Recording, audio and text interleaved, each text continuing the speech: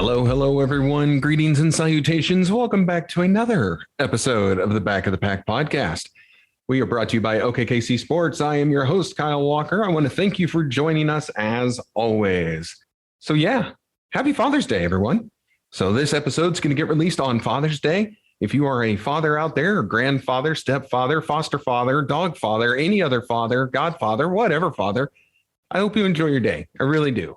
I will be spending time with both of my daughters.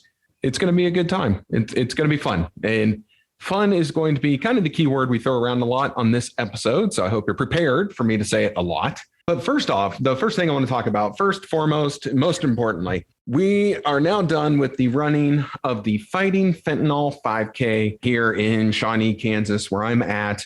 If you remember a few weeks ago, we had Libby Davis on the show. She is the organizer of this event. You can go back and listen to that episode and hear her story and how this 5K had come along due to an accidental fentanyl poisoning of her son that led to his tragic passing. But if you haven't heard that episode, I really encourage you to go listen to it. Not to listen to me yap, because really I don't say a whole lot, but to listen to Libby and to listen to her story and the story of her family. But it was all, due to tragedy, they have tried to make the best of it. And that paid off a lot today with the first ever running of the Fighting Fentanyl 5K. It was a great event all the way around. Like it really was a good morning for running. They had it very well set up. It was at a high school, so plenty of space, a lot of parking, no issues with the race. It was just a little out and back course. They actually were able to find some shade, which was nice on the kind of the paved trails through a park right next to the high school that we started the race at. But it was hot. That was probably the one thing they could not control. It was super duper hot today here in the Kansas City area. But yeah, it was a wonderful event. You can see on our website, if you go to www.backofthepackpodcast.com, and on our Facebook page, you'll see pictures that we took with Libby and some of the folks at the race, a lot of the race pictures, but it was a good day. It was really good to see my buddy Joe, who was out there, gave him his Back of the Pack podcast shirt that he wore for the race. Even the show producer, Katie, and her son, Ethan, they came out, took pictures, and we'll be adding a lot of content, just something that kind of we at Back of the Pack and OKKC Sports, and really Katie O'Neill herself, she has dedicated 1 year of free service to the Keeping It Clean for Coop and Fighting Fentanyl 5K in that group, redoing their website and keeping it updated and keeping it going. I'm glad that we can kind of help where we can. And again, I say we under the OKKC Sports banner, as in not me, because I couldn't build a website to save my life. I can barely form coherent enough thoughts to talk to you good folks every week. But hey, the Fighting Fentanyl 5K was a huge success. I'd say there were probably 400 runners and walkers there, which if this is your first 5K, if you get over 300, I think you're doing really well. You get 400, I think you're doing great, especially on a horrid weather morning. I mean, it's hot. We started this race in, I know the temperature said it was kind of low 80s, I think 84. But with the heat index, we were well above 90 for the start of this race, and it was just brutal. The sun was beaten down, no good breeze, humid. It was nasty. And now for my international listeners, I apologize. I did not prepare quickly enough to give you the Celsius, but it's hot. It's friggin' hot. Friggin' hot is a universal language. It was a really hot morning, but the event went well. And I really, really hope that it is the start of an ongoing and long tenured event. I get it. When at some point in time, you might decide, okay, we've done five years of this or 10 years of this, maybe it's time to let it lie. And I get that because it can be a constant reminder of a tragic moment of your life. But I think that it's doing so much good. I really hope to continue to see it going forward. I want to sign up. I want to do this race next year, and I want to do it the year after that, and I want to do it the year after that. So my best to the family. It was a great event, and great job out of again, my buddy Joe. My youngest daughter Caitlin did the race. Joe had a friend there to support the cause. Anyone who did that race today, you guys are kind of badass, because it was hot and nasty, and it would not have been difficult to just stay home in the air conditioning, watching TV and sipping your coffee all morning rather than getting up, lacing them up and knocking down 3 miles. So great job, everyone. Seriously. Like I said, a two race weekend. The other race was the Father's Day Superhero 5K, and that was done in what we call Overland Park, Kansas, so pretty close by. It's done by Casey Running Company, and I don't say this is a bad thing. I actually say this is a very positive thing. But with Casey Running Company, you know exactly what you're going to get. All right, you're going to get a good race that's set up, that's got volunteers. The aid station's going to have the water. You're going to get your finishing time. It's going to start when it's supposed to start. You finish when you finish. Like, they've got running 5Ks down to a science, or at least they have organizing 5Ks down to a science. There's nothing new or different. They also cannot control the weather. Freaking hot, but they've got this down. So that's 2 races this weekend. And then, I find this to be fun. And I know a lot of you people find this fun. Even when the weather is terrible, it's fun to go out and it's fun to run these races. And so that actually kind of got me thinking about levels of fun, because I had no idea that there were more than one. But there is. Did you guys know that there is actually a fun scale? I didn't know there was a fun scale, but I just thought this was kind of a fun thing. We're keeping it light today on the show because we had the Fighting Fentanyl 5K, which is a very heavy subject, even though it was a great day. And again, I can't stress that enough, and I'm sure I'm probably going to mention it again before the end of the show. But it's heavy, and so I wanted to kind of keep things fun. And when you're out and you're suffering in the heat, doing something strenuous like running a 5K, you don't feel like there's a lot of fun. But there is actually fun involved, and that's why we have the fun scale. And again, we're not going into any big, deep messages today. We're going to go over the fun scale because that's what we do. So type 1 fun. Did you know there was type 1 fun? There is type 1 fun. Here's how we define type 1 fun. Type 1 fun is enjoyable while it's happening, also known as simply fun. Good food, sport, drinking margaritas, all the things that you can do. Maybe it's golf with a good buddy. Maybe it's going for a bike ride. Maybe it's watching a movie with the kids. But type 1 fun is the fun that you have while you're actually doing it. And I love type 1 fun. Heck, I can consider having my morning coffee type 1 fun because I desperately need my morning coffee. I'm just not the same person without it. And then this is where someone brought it up to me. We need to go over type 2 fun. Type 1 fun's easy. You're having fun in the moment. Okay, super great. What is type 2 fun? Well, for all of us who run, type 2 fun, I think, is where we are at. So let me read to you what it says type 2 fun is, and then you tell me if you agree or not. So type 2 fun is miserable while it's happening, but it's fun in retrospect. What do you guys think? Do you agree with that? I can kind of agree with that. It usually begins with the best of intentions, and then things get carried away. Riding your bicycle across the country, doing an ultra marathon, working out until you puke. And usually it says ice and alpine climbing. Okay, well, you can tell this was written by somebody who probably lives in the mountains. And I'm sorry, credit where credit is due. I found this list, and I've seen it multiple places. The one I am reading for you, though, is by a Kelly Cordes, and she wrote this on October 24th, 2014. So good job out of her. But again, I've seen this in a lot of different places. A lot of them didn't mention alpine climbing, though. And then she also says, also surely familiar to mothers, at least during childbirth and the dreaded teenage years. Okay, I have a teenager and a preteen. I don't think I'm ever going to call the teenage years type 2 fun. It's going to suck going through it, and probably is going to suck all the way until the end. I don't think I'm ever going to look back and be like, oh, really? I was having fun dealing with this 15-year-old who's going to make my hair fall. Oh, wait, my hair already fell out. So, yeah, I'm going to disagree with her on that one. She goes on. She continues to say, let's see. Oh, she talks about a trip to Alaska. I'm sorry. I'm not going to read that. I knew I wasn't going to read that. So, but anyway, so type 2 fun. That's where I put the runners. And, she says running ultra marathons. I think that can go all the way down to regular marathons. Regular marathons are 100% type 2 fun. And the reason is, and I've done 8 full marathons, you hate 98% of your time on that course. Now, the only time you're not hating it, and this is what I suggest, if you're going to do a full marathon, don't do it in the city in which you live, especially not your first, okay? Because you're going to be bored.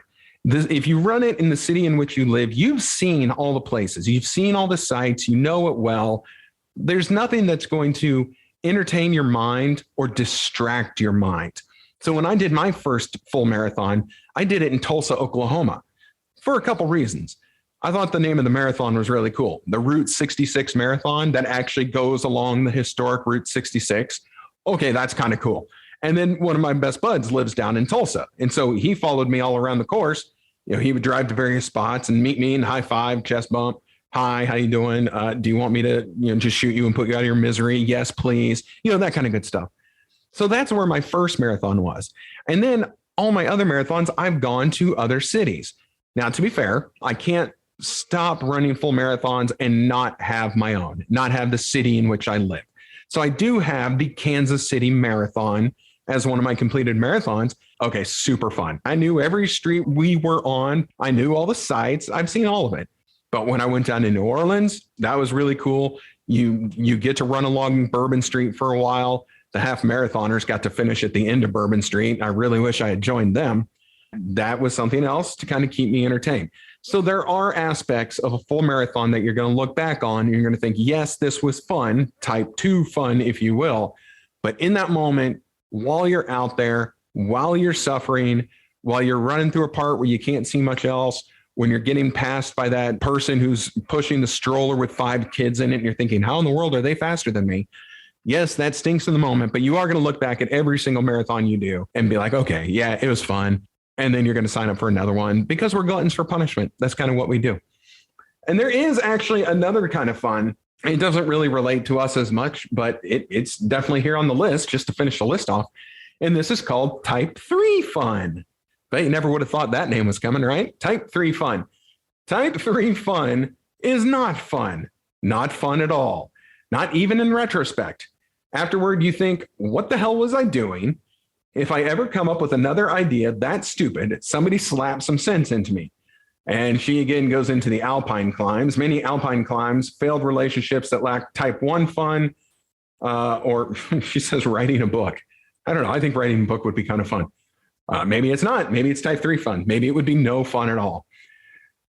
So she also continues on, into which category a given experience falls, of course, is highly subjective and highly subject to shifts, particularly from 3 to 2, born of the rosy reflections afforded us by the passage of time, which is probably a good thing after all. As alpinists and mothers both know, it doesn't have to be fun to be fun.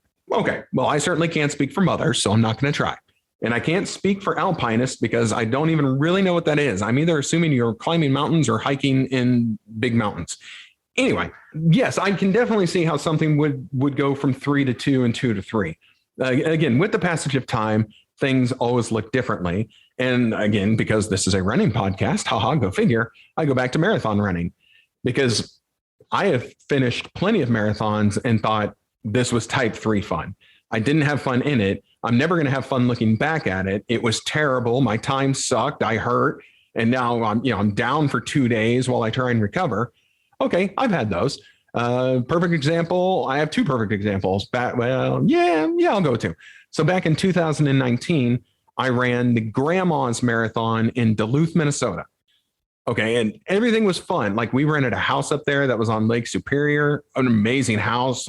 And so we rented that and we stayed there and we got to see the sights and do the things. And it was a great vacation with my kids with me. This is going to be the first time my kids saw me finish a full marathon. And so all that was great. Well, then we get to race day and that race stunk. And again, I am not speaking ill of the Grandma's Marathon or the good folks in Minnesota who run that. The race itself is great. My performance was garbage, hot garbage. I'll tell you, to the point, and I hate admitting this. Oh, it still stings me. Probably shouldn't, but it does. And again, if you've ever had an experience like this, you probably can relate. So I finally finished the marathon. And throughout most of the marathon, there was a group of 5 to 6 people. And they were all clearly like power walkers. They never once went into a jog. They never once went into a run. They were clearly there to do the race together, to walk it at their tempo, their speed, and do their thing. And they finished and they looked fresh as daisies when they were done, but they came in just a little bit before I did. And so they were at the finish line area. And so I finally finished the race. And I mean, I'm hurting. I'm in terrible shape. My time stunk. I was insanely disappointed in myself. Now, of course, my daughters who were there, they're cheering like I'm getting first place. but I knew how bad my performance was. It was plus 7 hours, and it was real bad. Well, so that group of walkers, one of the guys comes up to me after the race and, kind of gives me, oh man, this, great job. We saw you trying the whole way, but great job finishing. And it's just, I know that he meant it to be genuinely kind. I took it as, wow, look at you, fat kid, way to finish the race. We didn't think you were going to do it because, really, you probably should have passed out dead at mile 2, but you finished. Good job, little buddy, pat on the head kind of a deal. I took it bad. So that left a really bad taste in my mouth from that whole race, and definitely made that race type 3 fun for me. I didn't like it then, and I didn't like it in retrospect. And really, I still don't like it because of the way that it finished with a terrible time. And then again, I am sure this person was trying to be nice. There is such a thing called Minnesota nice, and boy, is it real. But the whole thing just rubbed me wrong.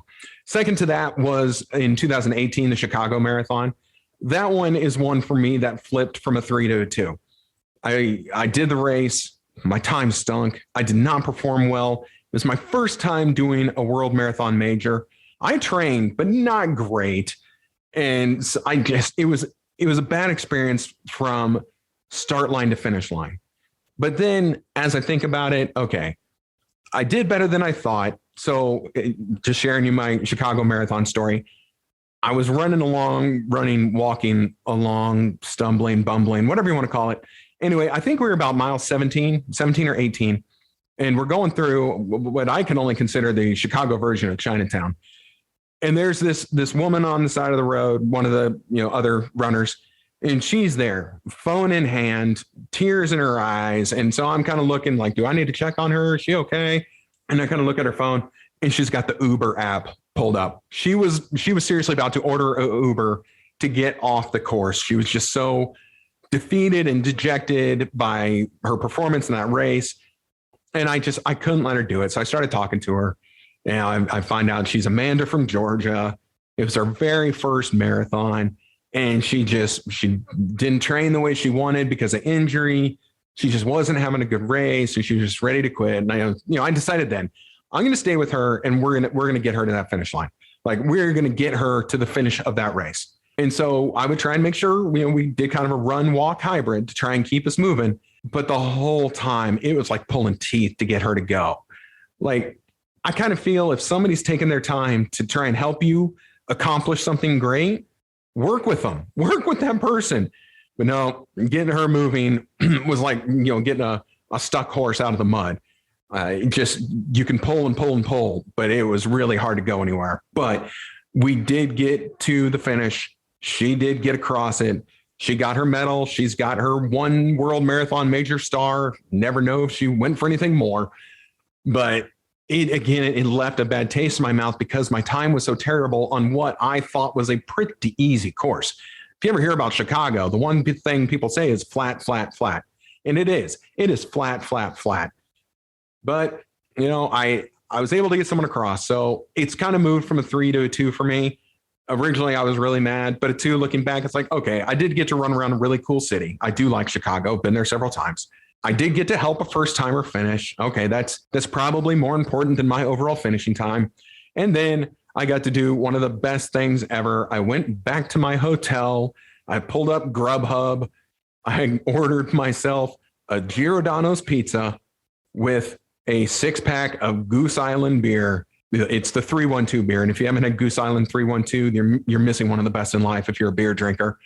And so I even posted it on my Instagram page. I have my medal and I have my beer sitting on my box of Giordano's pizza. And then I tore into that bad boy like I was on death row and it was my last meal. I mean, I annihilated as much of that pizza as I could. But if you've ever had Chicago deep dish, you can't do as much as you think you can do. I probably got down 2 pieces and I was stuffed. But hey, then I had breakfast the next day. It was awesome. So there's my example of one that went from a 3 to a 2. So how about you guys? I would love to know what you thought. Share a time, and it doesn't even have to be running related, where you went from a 3 to a 2, or where you experienced that just full-blown type 2 fun. It's like, okay, this stinks in the moment, but looking back, it was great. And that's kind of where I'm at for this weekend's races. Like, in the moment, it was uncomfortably hot. And I did not have good times. Like I haven't even looked at my times, but I know enough. Like I'm not setting any PRs. We've talked previously about running in the heat. And as the temperature goes up over 65, your finishing times do decrease. Yeah, you could suddenly catch fire on a race and have a great time. Like I get that. It's totally possible. But on the average, your times go up as the temperature goes up. Your times will go down as the temperature goes down. This is just one of the joys of summer running. We'll call it the fun of summer running, since fun is our theme today. But yes, this weekend's races were all about that type 2 fun. On the course, I wasn't having it. But as soon as I crossed that finish line, all was right with the world. And then as I was able to get home and get showered, things were even better. So that's where we're going to leave it for this episode of the Back of the Pack podcast. I hope you didn't mind my bunny trailing off a few times into my own running history. But when you've been doing this for, 12 plus years now, you come up with some stories. And I would love to hear you guys' stories. If you have a great marathon story or half marathon or destination race story, share it with me.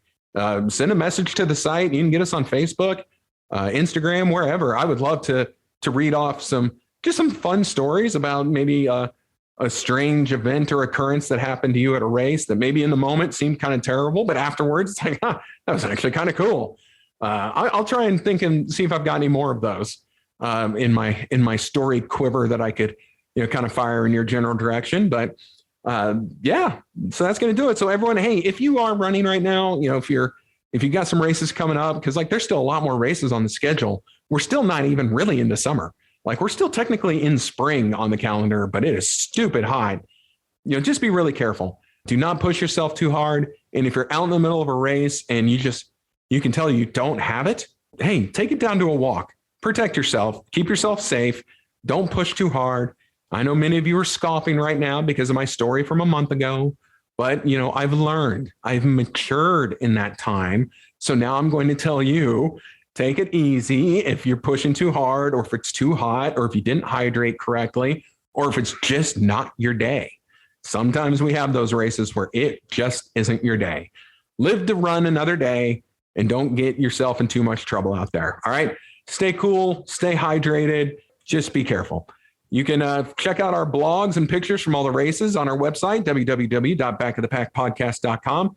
Please like, comment, share, subscribe, do all those really cool things that you can do in the podcast world to try and keep this thing going and help grow the audience. If you think there's someone who would enjoy listening to this show, by all means, share it.